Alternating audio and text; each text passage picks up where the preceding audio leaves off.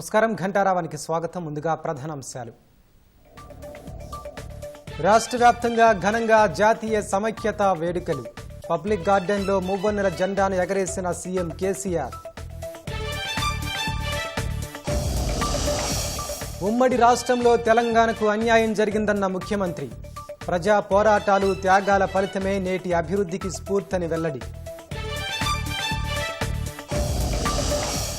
రాష్ట్రాభివృద్ధిలో యువత కీలక పాత్ర పోషించాలన్న గవర్నర్. రాజ్భవన్లో జాతీయ జెండా ఆవిష్కరించిన తమిళిసై.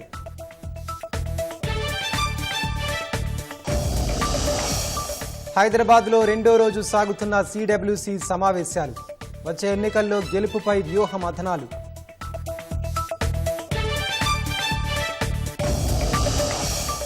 చంద్రబాబు అరెస్టుపై ప్రవాసుల ఆందోళనలు. అధినేతను విడుదల చేయాలంటూ ర్యాలీలు, దీక్షలు.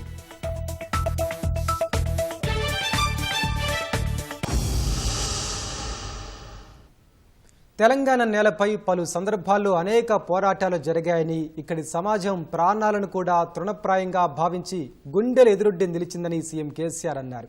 జాతీయ సమైక్యతా దినోత్సవం సందర్భంగా రాష్ట్ర ప్రభుత్వం ఆధ్వర్యంలో హైదరాబాద్ పబ్లిక్ గార్డెన్స్లో జరిగిన వేడుకల్లో సీఎం పాల్గొన్నారు.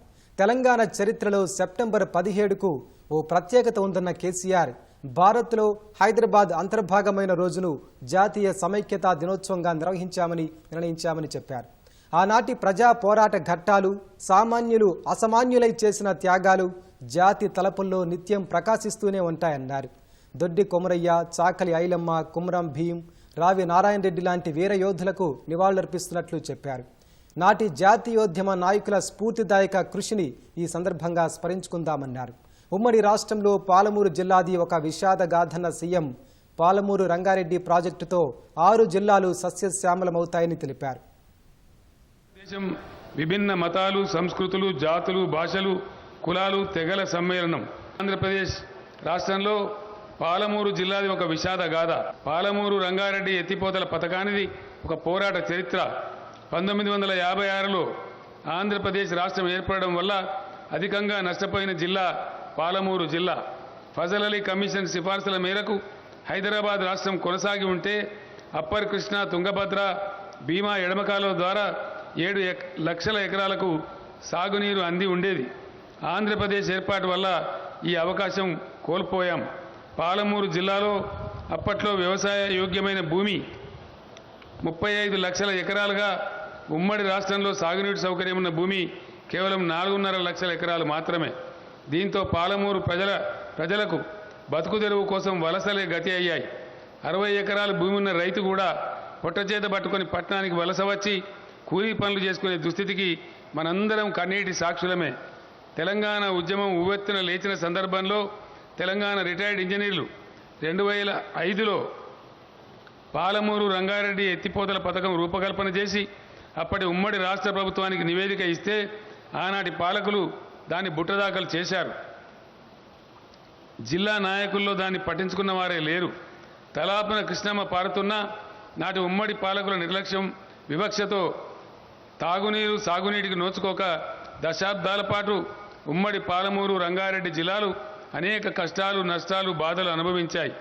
కృష్ణా బేసిన్లో ప్రాజెక్టులను పేరుకు మొదలు పెట్టాలే, ఆదిలోనే అంశపాద అన్నట్టుగా ఆపేసి పెండింగ్లో పెట్టాలే.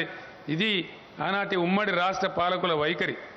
ప్రత్యేక రాష్ట్రం సిద్ధించిన తర్వాత తెలంగాణ ప్రభుత్వం పాలమూరు రంగారెడ్డి ఎత్తిపోతల మీద ప్రధానంగా దృష్టి సారించింది. భీమా, కల్వకుర్తి, కోయిల్ సాగర్ వంటి ప్రాజెక్టులను యుద్ధ ప్రాతిపదికన పూర్తి చేసింది. దీంతో ఉమ్మడి పాలమూరు జిల్లా పచ్చబడటం ప్రారంభమైంది. వలసపోయినోళ్లు వాపసు రావడమే కాదు, పాలమూరులో జోరుగా సాగుతున్న వ్యవసాయ పనులకు బయటి రాష్ట్రాల నుంచి కూలీలు వలస వచ్చే స్థాయికి పాలమూరును అభివృద్ధి చేసుకోగలిగాం. మిషన్ కాకతీయ పథకం ద్వారా చెరువుల పునరుద్ధరణ చేసి నీటి నిల్వ సామర్థ్యాన్ని గణనీయంగా అభివృద్ధి చేసుకున్నాం. రాష్ట్రంలోని వాగులు, వంకల మీద పెద్ద సంఖ్యలో చెక్ డ్యాములు నిర్మించడంతో భూగర్భ జలాలు గణనీయంగా పెరిగాయి.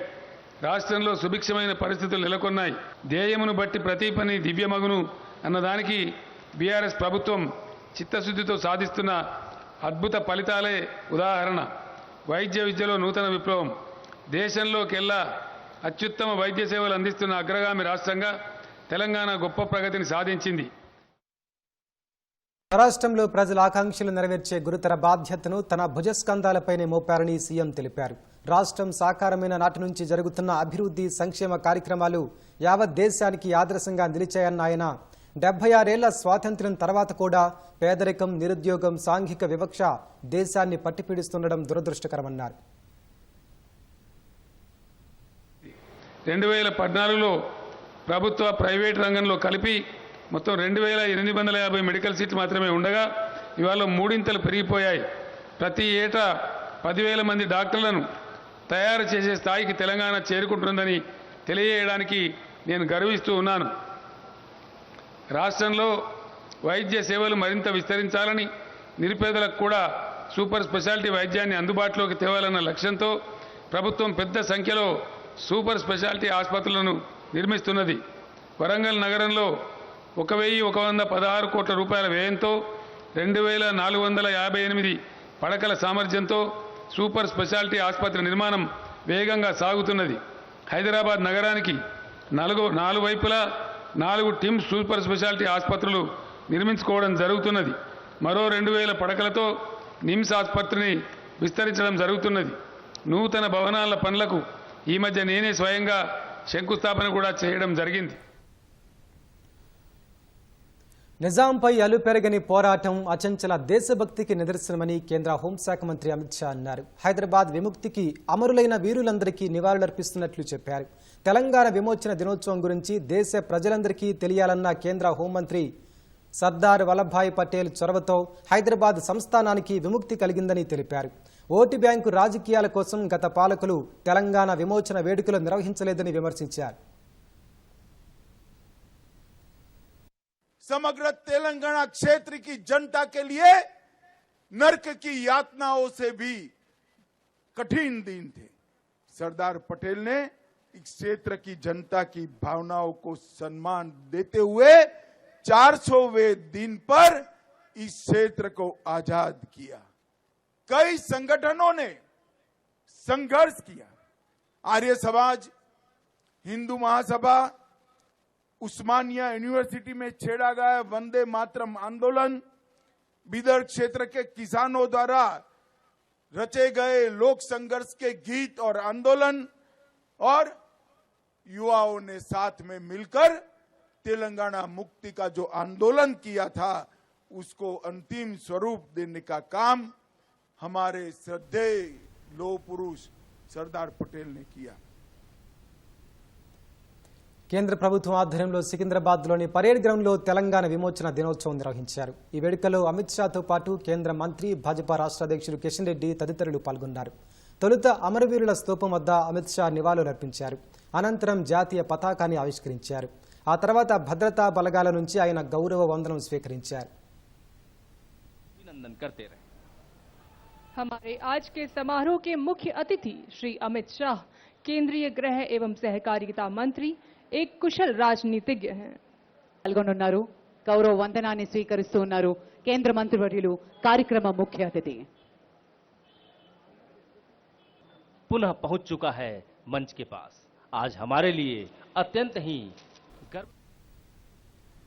హైదరాబాద్ విమోచన దినోత్సవం స్వేచ్ఛ, సమైక్యతకు ప్రతీక అని గవర్నర్ తమిళిసై సౌందరరాజన్ అన్నారు. రాజ్భవన్లో ఆమె జాతీయ జెండాను ఆవిష్కరించారు. అందరికీ విమోచన దినోత్సవం శుభాకాంక్షలు తెలిపిన గవర్నర్ ఈ వేడుక జరుపుకోవడం ఆనందంగా ఉందన్నారు. హక్కుల కోసం ఎందరో నాయకులు తమ జీవితాలను త్యాగం చేశారని గుర్తు చేశారు. రాష్ట్ర అభివృద్ధిలో నాయకుల పాత్ర ఉన్నప్పటికీ యువత కీలక పాత్ర పోషించాలని సూచించారు. And my intention is we can talk more.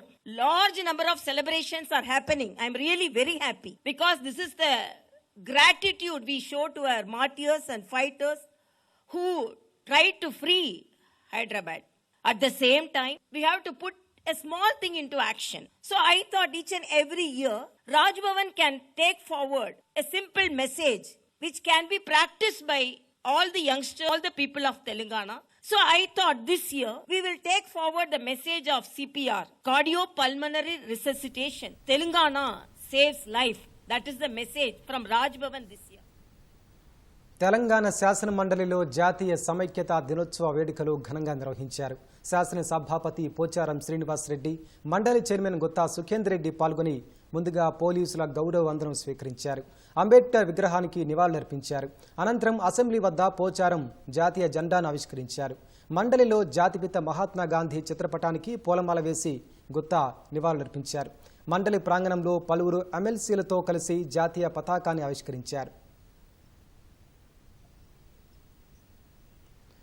స్వాతంత్ర సమరయోధుల త్యాగాలను కాంగ్రెస్ సమాధి చేసి ప్రయత్నం చేసిందని భాజపా రాష్ట్ర అధ్యక్షుడు కిషన్ రెడ్డి ఆరోపించారు.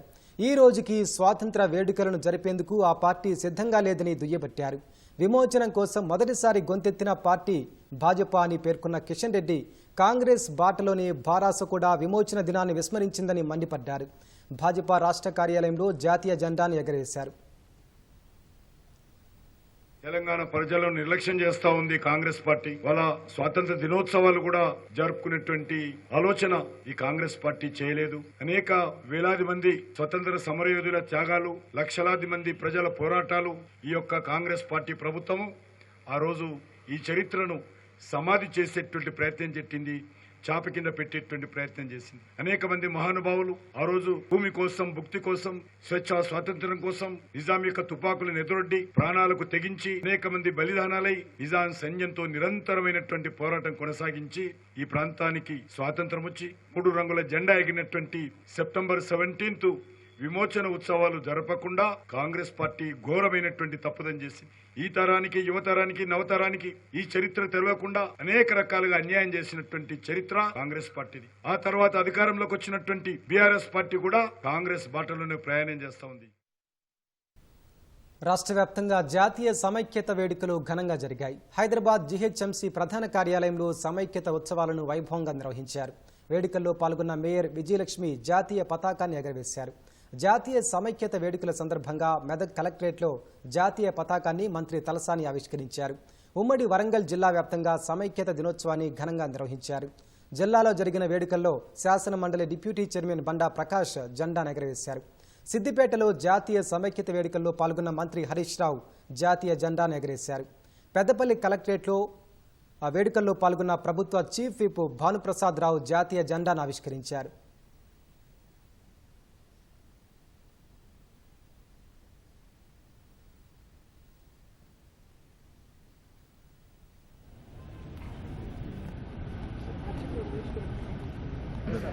మీరు తీసినప్పుడు సెల్ఫీ రావాలా సార్? భాజపా, భారాస, ఎంఐఎం కలిసి కాంగ్రెస్ పై మూకుమ్మడిగా దాడి చేస్తున్నాయని పీసీసీ అధ్యక్షుడు రేవంత్ రెడ్డి ఆరోపించారు. కేసీఆర్, కిషన్ రెడ్డి వేరువేరు కాదని విమర్శించారు. భారాస నేతలకు కాంగ్రెస్ను విమర్శించే అర్హత లేదన్నారు. సిడబ్ల్యూసీ సమావేశాలు జరుగుతున్నప్పుడే పోటాపోటీగా విమోచన దినోత్సవాలు చేస్తున్నారని వ్యాఖ్యానించారు. రాష్ట్రానికి సంబంధించినటువంటి ప్రజల జీవితాల్లో మార్పుకి పనికొచ్చేటువంటి అనేక గ్యారంటీలు ఈరోజు సాయంత్రం జరిగేటువంటి బహిరంగ సభల్లో అఖిల భారత కాంగ్రెస్ కమిటీకి సంబంధించిన నాయకత్వం ప్రకటించబోతాం. ఈ ప్రకటించే కార్యక్రమాలు కోరి తెచ్చుకున్న తెలంగాణ రాష్ట్రాల ప్రజల జీవితాలని, వారి భవిష్యత్తుని సమూలంగా మార్పు చేయడానికి పనికొచ్చేటువంటి అద్భుతమైన గ్యారంటీస్ని ప్రకటించబోతా ఉన్నారు.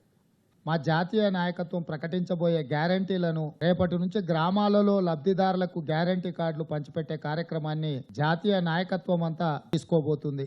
దీనికి సంబంధించి తెలంగాణ సమాజానికి నిన్న జరిగిన సిడబ్ల్యూసీ సమావేశంలో తెలంగాణ అంశంతో పాటు జాతీయ రాజకీయాలలో ఎన్డీఏ కూటమిలో ఉన్న ప్రత్యక్షంగా, పరోక్షంగా బీజేపీతో ప్రత్యక్షంగా ఎన్డీఏ ప్రభుత్వంలో భాగస్వాములు కొందరైతే బీఆర్ఎస్, ఎంఐఎం బయటి నుంచి మద్దతుదారులు వీళ్ళందరూ కలిసి రాజకీయ స్వార్థం కోసం 2024 ఎన్నికలలో గెలవాలన్న ఏకైక ఆలోచనతోటి దేశానికే నష్టం, ఈ ప్రజలకు కష్టం కలిగించే నిర్ణయాలను ఏ విధంగా ఎదుర్కోవాలో నిన్న చర్చించడం జరిగింది.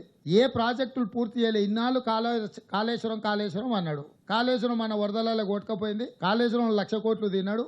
ఇప్పుడు ఆయన దాన్ని వదిలేసి ఇప్పుడు పాలమూరు రంగారెడ్డి అని కొత్త పదం ఎత్తుకున్నాడు. సో కొంచెమైనా ముఖ్యమంత్రి గారికి నేతనాన్ని ఉండాలి. ఏమీ లేని ఆర్భాటం. ఆ ప్రాజెక్టుకి ఎంత అయిందో ఆయన నిన్నమన్న పెట్టిన అడ్వర్టైజ్మెంట్లకు అతకట్ట ఎక్కువైంది.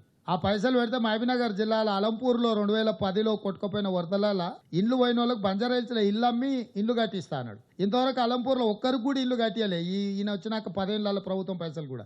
ఈ పైసలు పెడితే అలంపూర్ కృష్ణా జలాలలో మునిగిపోయిన అందరికి ఇండ్లు వస్తుండే. కాబట్టి ఈ రోజు ఆయన ఆర్భాటమే తప్ప అక్కడ ప్రజలకు పనికొచ్చే పని ఒక్కటి కూడా జరగలేదు. కేసీఆర్ అనుచరులు మాట్లాడే దాని మీద మాట్లాడము. కేసీఆర్ కిషన్ రెడ్డి వేరు కాదు. కాబట్టి కేసీఆర్ అనుచరుడైన కిషన్ రెడ్డి కేసీఆర్ భాషనే మాట్లాడతాడు. సిడబ్ల్యూసి సమావేశాలు జరుగుతున్నాయని బీజేపీ, బీఆర్ఎస్, ఎంఐఎం ఈ 17 తారీఖు నాడు అందరు కార్యక్రమాలు తీసుకున్నారు. మూకుమ్మడిగా కాంగ్రెస్ మీద దాడి చేస్తారు.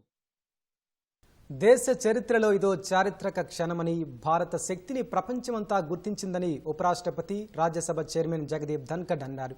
రేపటి నుంచి పార్లమెంటు ప్రత్యేక సమావేశాలు ప్రారంభం కానున్న వేళ నూతన పార్లమెంటు భవనం వద్ద లోక్సభ స్పీకర్ ఓం బిర్లాతో కలిసి జగదీప్ ధన్కడ్ త్రివర్ణ పతాకాన్ని ఆవిష్కరించారు. అంతకుముందు సిఆర్పీఎఫ్ బలగాల నుంచి ధన్కడ్, ఓం బిర్లా గౌరవ వందనం స్వీకరించారు. కొత్త పార్లమెంటు గజద్వారం వద్ద ధన్కడ్ జెండాను ఎగరవేశారు. కేంద్ర మంత్రులు పీయూష్ గోయల్, ప్రహ్లాద్ జోషి, అర్జున్ రామ్ మేఘ్వాల్ సహా ఉభయ సభల్లోని పలు పార్టీల నేతలు ఈ కార్యక్రమానికి హాజరయ్యారు. ఆలస్యంగా సమాచారం ఇచ్చిన కారణంగా తాను కార్యక్రమానికి హాజరు కాలేకపోతున్నానని కాంగ్రెస్ పక్ష నేత మల్లికార్జున ఖర్గే తెలిపారు. ప్రధాని నరేంద్ర మోదీ జన్మదిన వేడుకలను దేశవ్యాప్తంగా పలు ప్రాంతాల్లో ఘనంగా నిర్వహించారు.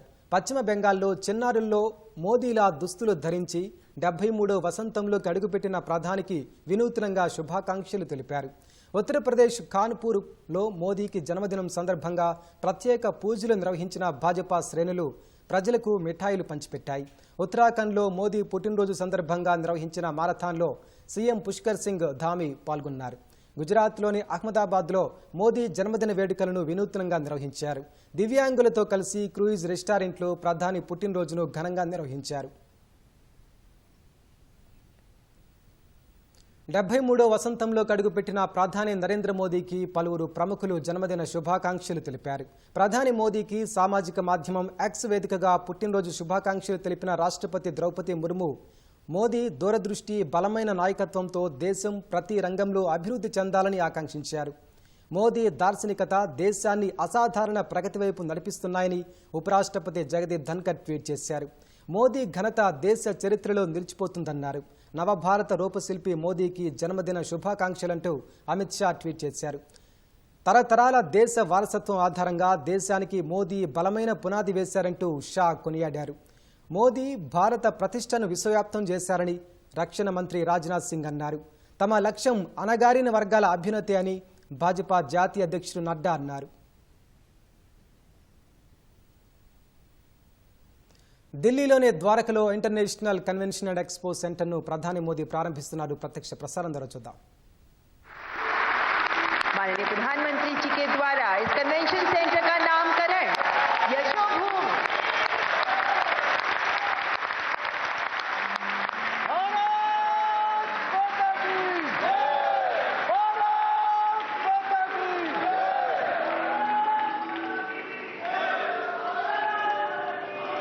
माननीय प्रधानमंत्री जी के द्वारा इस कन्वेंशन सेंटर का औपचारिक रूप से नामकरण किया गया है.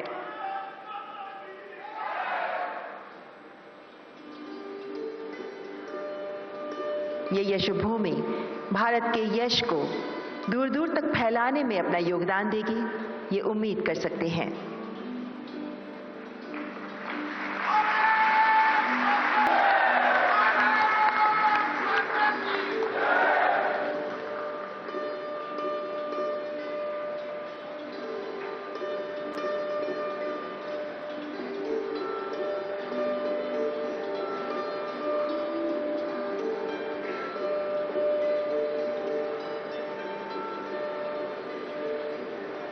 जिस दूरदर्शी सोच के आधार पर यशोभूमि को तैयार किया गया है, जिस संकल्पना के आधार पर यशोभूमि को साकार किया गया है, हर देशवासी को ये विश्वास है कि ये यशोभूमि हमें उन लक्ष्यों को प्राप्त करने में सहायक सिद्ध होगी.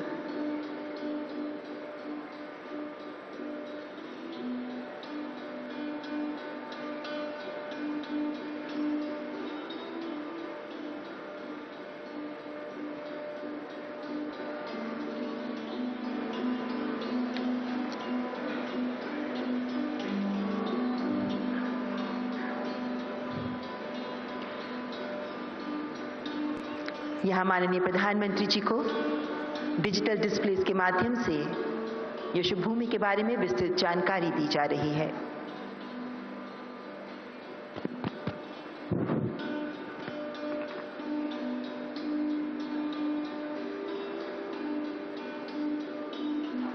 किस तरीके से यशोभूमि अलग अलग परिवहन के माध्यम से जुड़ा हुआ है, इसकी कनेक्टिविटी को लेकर भी माननीय प्रधानमंत्री जी को इस विषय में संपूर्ण जानकारी प्रदान की जा रही है।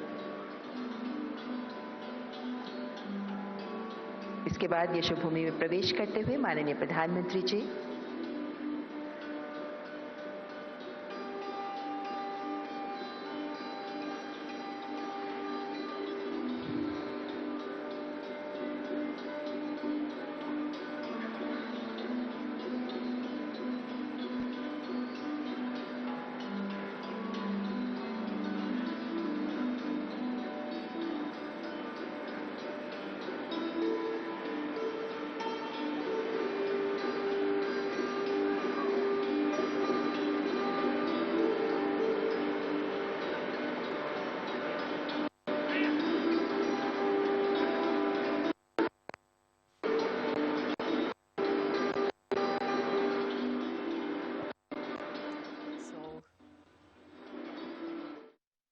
इंदिरा गांधी इंटरनेशनल एयरपोर्ट मात्र 11 किलोमीटर ही दूर है।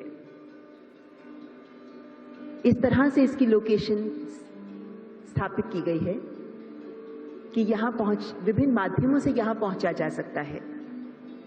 एरो सिटी भी बिल्कुल करीब है, जहां लगभग 3500 कमरे विभिन्न होटल्स में उपलब्ध हैं। जब यशोभूमि कंप्लीट हो जाएगा तब यहाँ भी होटल्स होंगे, फूड कोर्ट्स होंगे, शॉपिंग मॉल्स होंगे। हर आमो खास के लिए गतिविधियों का आयोजन हो सकेगा यशोभूमि में।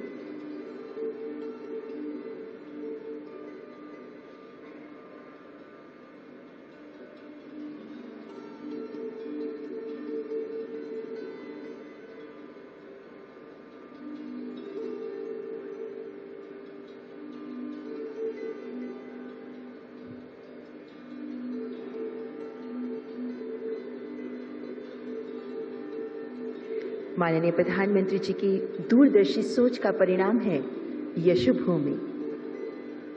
देश में विश्व स्तरीय इंफ्रास्ट्रक्चर तैयार करने की जो मुहिम माननीय प्रधानमंत्री जी के नेतृत्व में 2014 के बाद से शुरू हुई है, पिछले वर्षों में उसने तेज रफ्तार भी पकड़ी है। नियत समय से पहले ही हमारी ढांचागत परियोजनाएं पूर्ण हो जाती हैं।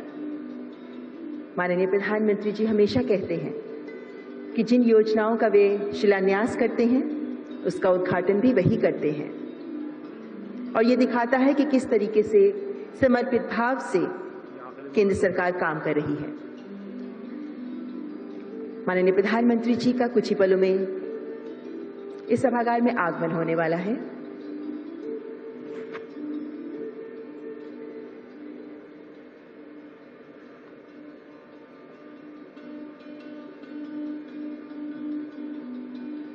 प्रदर्शनी का अवलोकन कर इस सभागार के लिए प्रस्थान करते हुए माननीय प्रधानमंत्री जी जल्द ही इस हॉल में उनका आगमन होगा।